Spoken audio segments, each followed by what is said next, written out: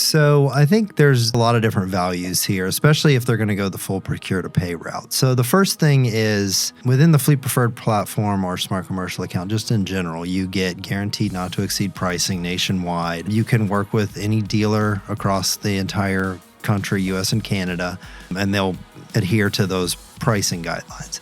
The next real benefit is you get consolidated billing. So whether you're doing P2P or not, you're paying one source as opposed to maybe 300 different dealers if you're trying to buy across the entire network.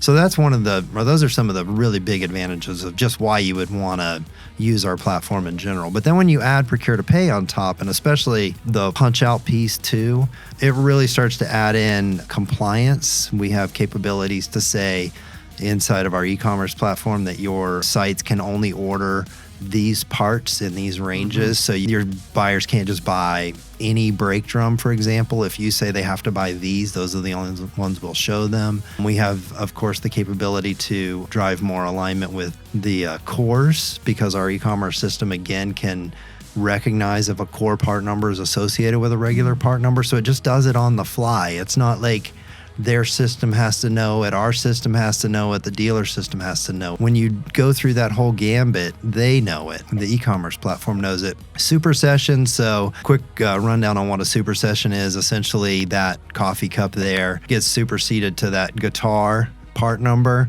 So it may be same fit, form, and function, but it has a different part number. Well, if the person orders that coffee cup, it'll automatically just supersede it for them. So that happens all the time in our industry. So again, the e-commerce platform helps there. And what really happens is when it goes through the full P2P process, dealer gets paid in 2 days, 1 to 2 days. And then we have reduced disputes by over 50%. Year over year, just through some changes that we've made through TradeCentric and our platform as well. So now you have more compliance, better process to order, more availability, and then lower dispute rates and lower fallout rate. So I'm sure those dispute rates affect the customers too. Oh yeah, because they have to have people that are going back and forth and answering the questions, making changes if they need to, as well as sending POs and new copies POs, and all that. So it reduces the cost.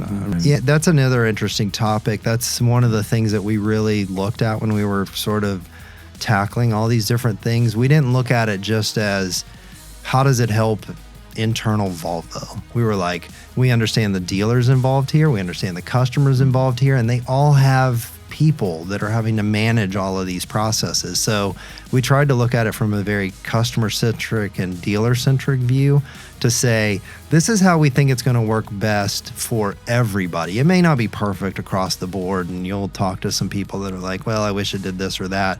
But for the most part, when you're doing the volume we're doing, we really tried to look holistically and understand how it would work best for everyone. And I think that we've landed in a pretty happy, sweet spot.